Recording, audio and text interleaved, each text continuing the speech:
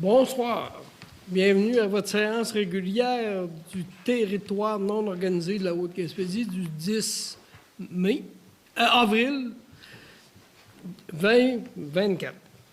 Alors, comme vous pouvez le constater, il y a eu un changement au niveau de la préfecture et au niveau du secrétariat. Alors, le préfet est à l'extérieur et la DG est à l'extérieur aussi. Donc, pour ce soir, à l'ordre du jour, la vérification du quorum, on est quorum. Lecture et adoption de l'ordre du jour de la séance ordinaire du 10 avril 2024, adoption du procès-verbal de la séance du 13 mars 2024. Il va y avoir aussi en 1.1, là, je ne l'ai pas ici, là, mais ça va être la nomination d'un secrétaire d'Assemblée. Le 4.2, autorisation de la tenue de la 5e édition du Trafic des Chic-Chocs événement. 4.3, la TEC 2019-2024, attribution de contrat de la route Saint-Joseph-des-Monts phase 2, réfection de la chaussée. 4.4, adoption de la résolution, abrogation de la résolution numéro 1253-10-2023 du TNO, tiré de la TEC pour la modification de la programmation des travaux de la taxe sur l'essence et la contribution du Québec 2019-2024, version 2, donc une résolution qu'on va abroger. Et en 4.5, on va adopter une nouvelle résolution pour la modification de la programmation des travaux de la taxe sur l'essence pour la contribution de la TEC 2019-2024. Période affaires nouvelles, il n'y a pas de point à affaires nouvelles, si d'entre vous n'en pas. Après ça, période de questions et levée de la séance. Alors voilà pour ce qui est de l'ordre du jour. René, c'est ça?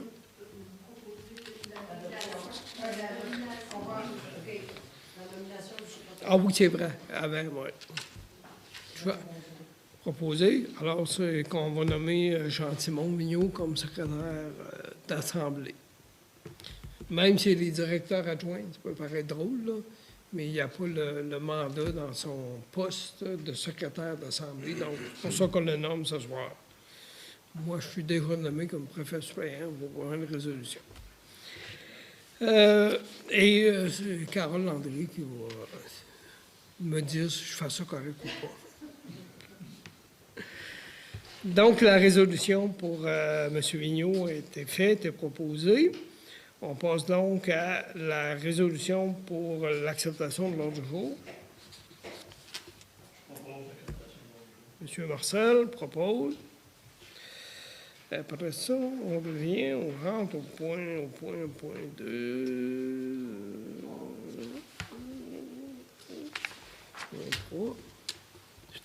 Ça fait ça. On m'a mis ça trop chic.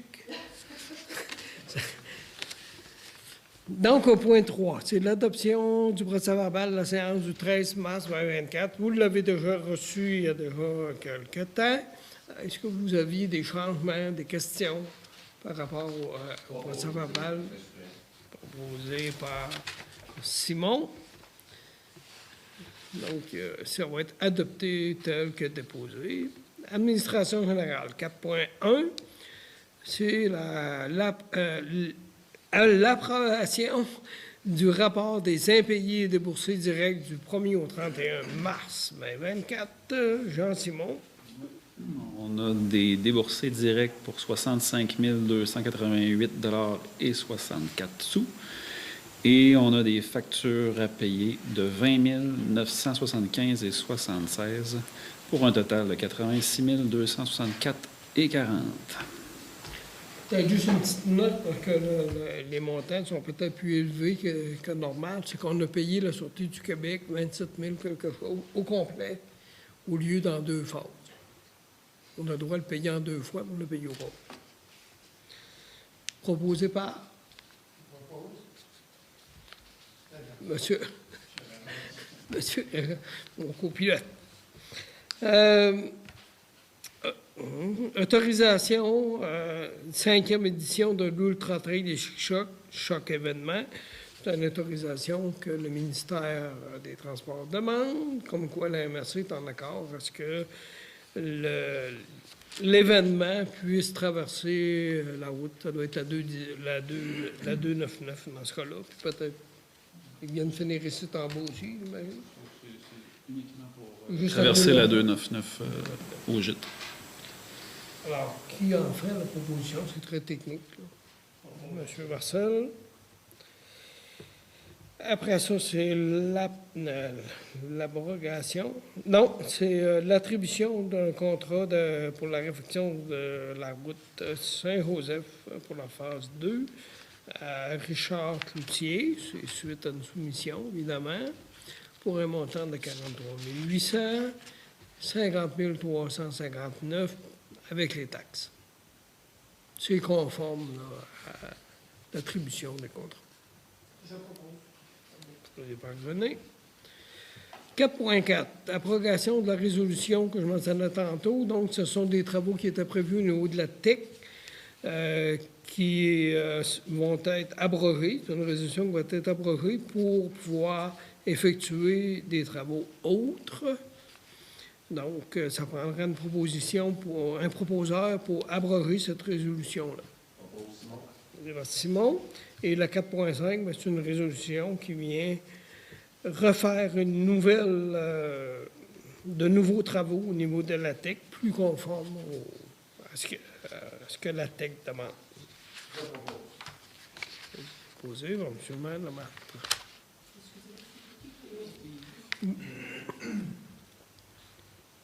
Affaires nouvelles, on n'en a pas. Période de questions? Pas de questions? Qui demande de lever de l'Assemblée? Merci beaucoup. Bonsoir, bienvenue à votre séance régulière de la MRC de la Haute-Gaspésie ce mercredi 10 avril 2024. À l'ordre du jour ce soir, vérification du quorum et ouverture de la séance. Au point 1.1, nomination secrétaire d'Assemblée. Au point 2, lecture et adoption de l'ordre du jour de la séance ordinaire du 10 avril, donc ce soir. Point 3, adoption du procès-verbal de la séance ordinaire du 13 mars 2024. Point 4, rapport d'activité façayant du préfet, il va les faire à l'autre séance. Il y aurait peut-être un petit mot à dire qui ne sera pas long. Au point 5, administration générale, 5.1, approbation du rapport des impayés et déboursés directs du 1er au 31 mars 2024. 5.2, approbation du rapport des remboursements de dépenses du 1er février au 31 mars 2024. 5.3, formuler une demande d'accès à l'information auprès du ministère des Ressources naturelles et des Forêts pour obtenir les coordonnées des détenteurs de baux de location sur les terres du domaine de l'État de la MRC et copie des baux de location. Aménagement de territoire, adoption du plan régional des milieux humides et hydriques, octobre 2023. 6.2, délivrance d'un certificat de conformité, règlement 238-2024, modification du plan d'urbanisme de la municipalité de Mont-Saint-Pierre. 6.3, délivrance du certificat de conformité du règlement 239-2024 de la modification du règlement de zonage de la municipalité de Mont-Saint-Pierre. 7.1, développement économique. Adoption du rapport d'utilisation des sommes du Fonds régional et ruralité, volet 3. Stratégie de développement du plein air non motorisé de la Haute-Gaspésie pour l'année 23-24. Bilan des services des matières résiduelles 2023 au niveau de l'hygiène du milieu. Même dossier, hygiène du milieu. Attribution du contrat de collecte, transport et traitement des matières encombrantes, juin 2024. Signature de l'entente financière avec Éco-Entreprise Québec en 8.3. Loisirs et culture, point 9, 9.1. Fonds de développement culturel 21-24. Projet de découverte de la musique contemporaine d'Émeraude Sébastien. Point 10, programme d'amélioration de l'habitat de la SHQ. J'ai failli dire un autre mot.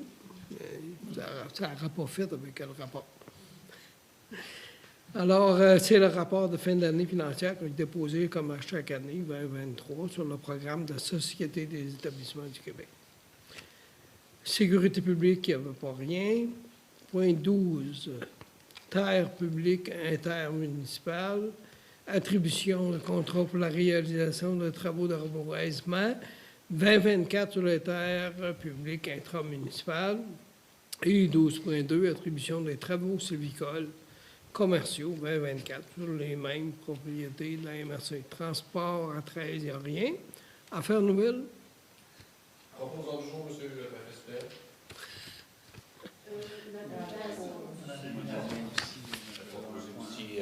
Oui, propose le secrétaire. Oui. Proposer à Simon pour que M. Jean-Simon soit secrétaire de ça. Ainsi que l'autre jour. Ainsi que l'autre jour. Est-ce que ça va, Mme Landry? Ça, c'est 1.1. C'est à la bonne place, ça? OK, l'ordre du jour, je l'ai fait. Bon, rapport du préfet, je veux...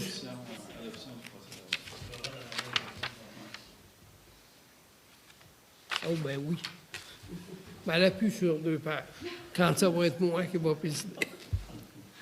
Alors, l'adoption du procès-verbal, la séance du 13 mars, est-ce que vous aviez des questions, des corrections à faire apporter ou quoi que ce soit? Vous l'avez reçu il y a 2 jours, ça va?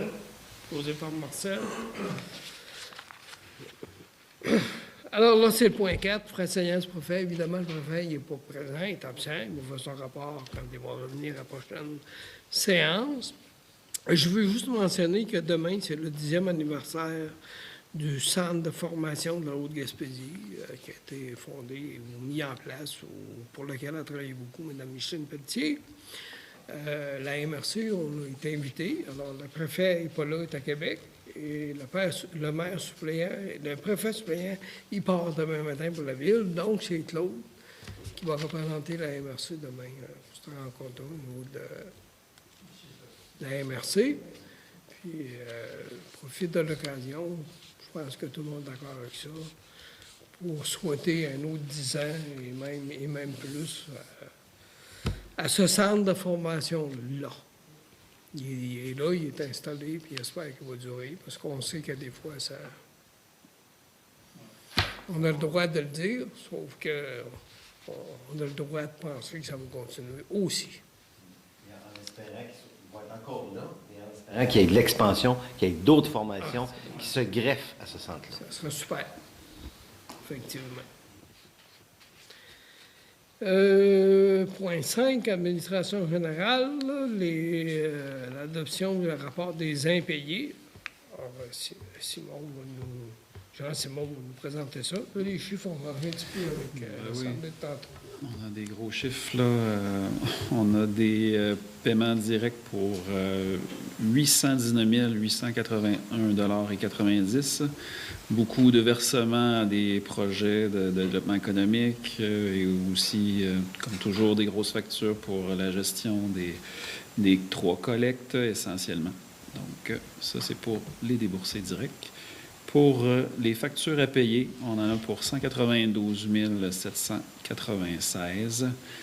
Encore là, beaucoup de factures par rapport au lieu d'enfouissement technique de Matane, des paiements aussi pour les collectes et des factures en suspens pour des projets aussi de développement économique. Posé par Joël. Alors, ça fait 1 678 puis il est toujours bon, Jean-Simon l'a mentionné, de dire que ces gros chiffres-là, c'est beaucoup aussi des projets qui ont été transmis à certaines entreprises ou au BNL pour le développement de notre territoire. C'est nouveau, c'est rien que depuis janvier, donc c'est bon, je pense, de le mentionner encore au moment où on se parle. Après ça, il y a le rapport des remboursements de dépenses pour le 1er au 31 mars. Ça, c'est pour les élus et les employés. Ouais. 7 048 et 28 Je propose. Vas-y, venez. Demande d'accès à l'information pour le ministère des Ressources naturelles et des forêts, coordonnées des détenteurs de baux, de locaux et copies de baux de location. Alors, c'est une demande qui a été faite par le département des Finances pour pouvoir connaître c'est qui les propriétaires advenant le cas où on aurait des besoins à ce niveau-là pour différentes raisons au niveau de l'administration de la MRC, dont, entre autres, possibilité de demande de vente pour taxe. Présentement, on n'a pas les documents nécessaires pour procéder. Ça prendra donc une résolution pour demander ça au ministère. C'est le propos. C'est le propos. Aménagement de territoire. Adoption de la version finale du plan régional des milieux humides et hydriques, octobre 2023. Je ne vous ferai pas de résumé, on en a tellement parlé. Ça a été passé le mois passé, puis là, ben, c'est pour l'adoption finale. Pour besoin d'informations, on a travaillé pas mal là-dessus dans chacun de nos villages. En conséquence, puis pour les gens du milieu qui veulent avoir de l'information, vous allez voir votre municipalité ou la MRC. 6.2. Délivrance du certificat de conformité pour la municipalité de Mont-Saint-Pierre concernant le plan d'urbanisme et l'arrangement avec le schéma de couverture, le schéma de la MRC de la Haute-Gaspésie. C'est une obligation légale. Je propose. Puis c'était Karine passé là-dessus et nous dit que c'est con. Le 6.3, c'est la même chose, mais c'est avec le règlement de zonage de la municipalité de Mont-Saint-Pierre pour être conforme au schéma d'aménagement de la MSO de Gaspésie. Simon? Ben, la façon dont tu me regardais, je ne vous ai pas demandé un autre. Point 7. Développement économique, touristique et social. Fonds régional de la ruralité, voilà 3. Alexis, c'est Alexis, je ne me trompe pas, qui est venu nous présenter le rapport. Alors, on se doit de l'adopter. C'est une adoption?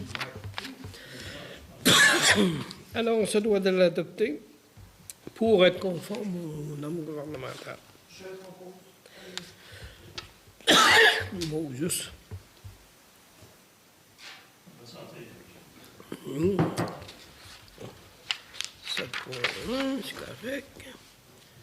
8.1, hygiène du milieu. Bilan des services de gestion des matières résiduelles 22-23. Ça aussi, mais ça, c'est pas une acceptation, c'est un dépôt. C'est une information que notre responsable de l'hygiène du milieu doit nous soumettre à chaque année. Ce qu'on peut constater très brièvement, parce qu'il y a beaucoup de données là-dessus, c'est que le fait de faire nos bacs de récupération, nos bacs bruns, a fait en sorte qu'on a atteint les objectifs qu'on s'était fixés au départ au niveau de notre âme. Donc, on n'aura pas de pénalité, mais il faut toujours essayer de faire mieux. Mais on est quand même dans la bonne direction.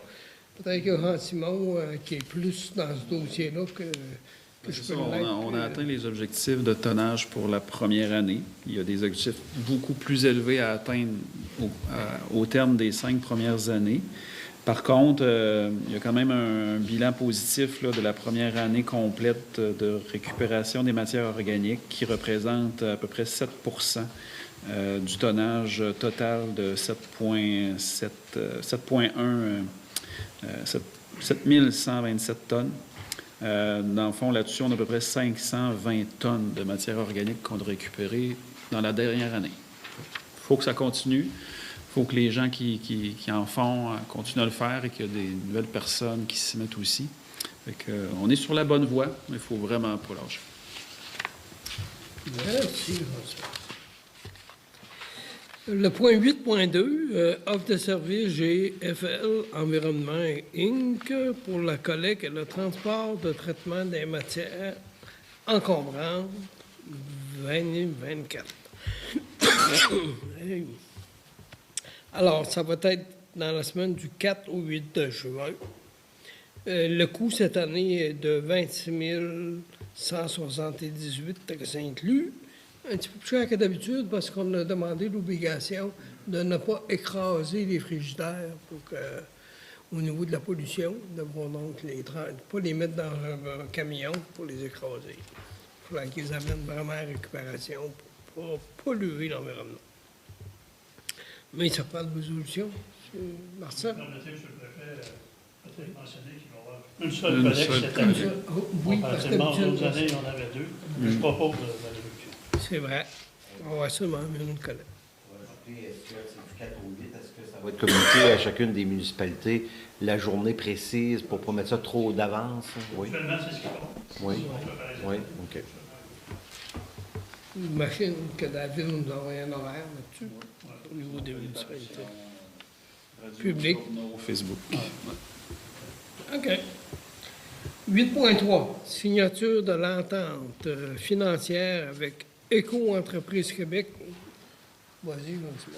Oui, ben, en fait, il y a une modernisation de la collecte sélective, là, responsabilité élargie des producteurs, en fait, qui amène la venue d'Éco-Entreprise Québec.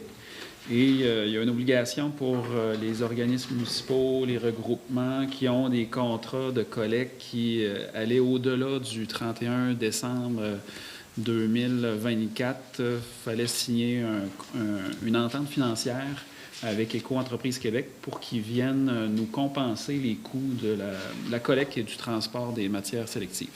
Donc, on veut autoriser le préfet à signer cette entente-là qui va venir en application à partir du 1er janvier 2025. Voilà, proposez pas. Oh, il y a du Joël? bon. Oui. On va passer pour ça. Loisirs et culture. Fonds de développement culturel, aide financière accordée, projet découverte de la musique contemporaine de Émeraude Sébastien. Alors, c'est une demande financière de 3 121. On octroie 1 700 pour le projet. Ça provient de l'aide aux initiatives de partenariat, entente de développement culturel, signée entre le ministère de la Culture et la MRC. Ça, le propos. On est voir Marcel. 10.1. Rapport de fin d'année 2023-2024, programme de la Société d'habitation du Québec. Alors, on se souviendra que la MRC avait eu un montant de 600 000 pour 2 ans. On avait réparti ça comme 300. Il y a eu 68 dossiers de déposés, des demandes de fait. Il y a eu un montant versé pour 278 862. Il reste donc pour l'année à venir de 321 138. Alors, pourquoi pas le 300 000 la première année? C'est qu'il y a des dossiers qui n'ont pas pu se réaliser dans les dates prévues. Ils vont être remis à l'année qui vient. La prochaine ouverture est du 1er mai au 31 mai, pour ceux qui seraient intéressés. Je ne me souviens pas, là. Je suis l'ordre du jour. Je suis pas l'ordre du jour. C'était une résolution? C'est un dépôt, ça? Oui, c'est un dépôt. OK. Terre publique intramunicipale, première résolution pour les terrains publics intramunicipaux, c'est l'adoption pour la réalisation de reboisement. Alors, c'est une entente de gré à gré avec la coopérative de travailleurs forestiers au bois pour les travaux de reboisement sur les TPI 2024 et ça au taux de la grille de la forêt publique du gouvernement du Québec en vigueur. Ces travaux, sont environ 100 000 plans, une valeur approximative de 60 000 Qui en fera la proposition? Pour Simon. C'est bon? Et le 12.2, l'attribution pour les travaux sylvicoles. Les travaux sylvicoles, en tout cas, il y a une dommage de fait, on sait qu'il y a eu beaucoup de chablis le 18 décembre dernier. Et on aimerait faire couper ces bois-là, c'est normal, sans ça, on va les perdre. De l'ordre de 15 000 mètres cubes en sapin, épinette, pour bois, marceau et déesse, 15 000 mètres cubes pour dames en bois, division capcha, en même chose, sapin, épinette, malaise, et 5 000 mètres cubes solides de peuplier, dames en bois, division capcha.